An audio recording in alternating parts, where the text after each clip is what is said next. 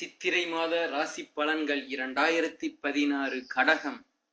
தானுண்டு தன் குடும்பமுண்டு என்று தன்னலத்துடன் வாழாமல் ஊர் வளர்ச்சியில் அக்கறை காட்டும் நீங்கள் அநீதியை தட்டி கேட்க தயங்க மாட்டீர்கள்.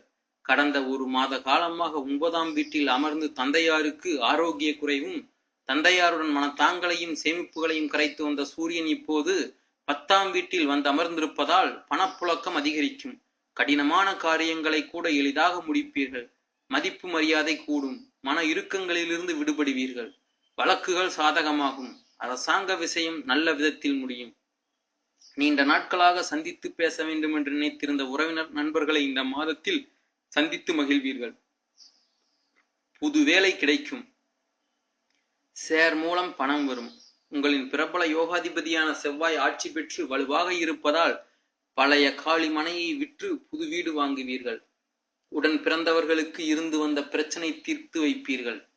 பிள்ளைகள் பொறுப்பாக நடந்து கொள்வார்கள். புண்ணிய தலங்களுக்கு சென்று நேர்த்திக்கடன் முடிப்பீர்கள். சுக்கிரன் சாதகமான நட்சத்திரங்களில் செல்வதால் சிலர் புதிய வாகனம் வாங்குவீர்கள்.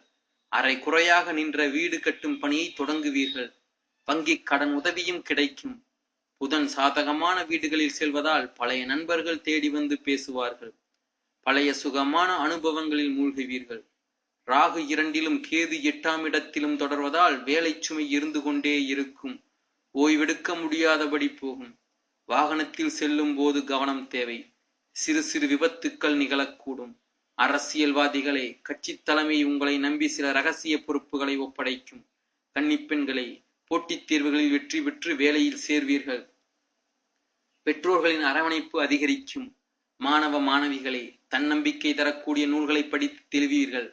குரு 2ஆம் வீட்டில் தொடர்வதால் வியாபாரத்தில் பற்று வரவு உயரும். பங்குதாரரை மாற்றுவீர்கள். வேலையாட்களின் ஒத்துழைப்பு அதிகரிக்கும். கடையை விரிவுபடுத்துவது, அழகுபடுத்துவது போன்ற முயற்சிகளில் ஈடுபடுவீர்கள். சிலர் சொந்த கட்டிடத்திற்கே கடையை மாற்றுவீர்கள். கம்ப்யூட்டர், செல்போன், கமிஷன் வகைகளால் லாபம் அடைவீர்கள். உத்தியோகத்தில் உங்களுக்கு முக்கியத்துவம் தருவார்கள். சிலருக்கு வேறு நல்ல வாய்ப்புகளும் வரும். சம்பள பாக்கியும் கைக்கு வரும். சிலர் பணியாற்றும் நிறுவனத்தை புதியவர்கள் வாங்க வாய்ப்பு இருக்கிறது. புதிய உரிமையாளர்கள் மூலமாக உங்களுக்கு கூடுதல் சம்பளம் கிடைக்கும். கலைத்துறையினரே, மூத்த கலைஞர்களிடம் சில நுணுக்கங்களை கற்றுத் தெளிவீர்கள். விவசாயிகளே, அருகில் இருக்கும் பத்திரங்கள் மீட்க உதவிகள் கிடைக்கும். சுப நிகழ்ச்சிகளால் வீடு களை கட்டும். நிதானத்தால் நினைத்த காரியத்தை முடித்து காட்டும் மாதம் இது.